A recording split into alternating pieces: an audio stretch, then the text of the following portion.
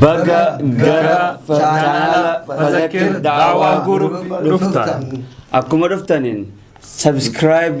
osoo goone brain dabrina Chaanaal jabachuu qabu Chaanaal kun waaduu ifkeessa qaba akka beenutti akka laallutti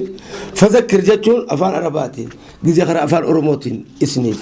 hiikaasaa filnu nama yuutuun beektan wal yaadachiisu jechuun wal yaadachiisuun tu waa hedduudha kara khayriitis ta'a kara waa hedduutti wal yaadachiisu ta'a tanaaf Chaanaal kana ijoollee tana jajjabeessuudhaaf cinaa dhaabbachuun gahee mataa keenyaa bahuudhaaf dirqamni nu laatamee jira dirqama nu laatame kana haramiini share like subscribe gootanii dawilii xiqqoo san ta'u qofiyaa fakkaattus tuquudhaan waan isaan gadhiisan cufa yeroo cufaatu isiniif dhufaachuu galatooma. Akkasuma gaa daawwattoota keenya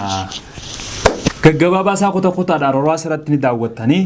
guutuu isaa bifa filimaatiin asirratti kan isinii gadhiisnu taha hojiilee teenya tanarra caaltu tanarra babbareedoo kanarra gurguddaa qabannee gara Chaanaal kanaatiin kan dhufnu taha arragaa walgarree walbarree wajji deemnaa isiniin jenna kan dabalata. Egaa kana qofa miti maal kana qofa waa hedduudha qabna nashiidaa daawaalee gaggabaabduu diraamaa goofata daawwii ziyaaraa iyyaafannoo maal jettan of ilaallee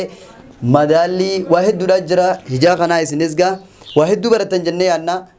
Chaanaal kana yeroo dhuftan subscribe godhuudhaan maatii keenya taha walii isaa jajjabeessinu amilees walitti haa goonu laayikis sheeris godha yeroo hedduu nu gaafachaa turtan gaa warri nu gaafachaa turtan san arrees ilaallaa jechuudha mee YouTube ni keessan nu jettan YouTube amaan bannee tan page irratti arra kun no banne maal jettaa siin jenna nutis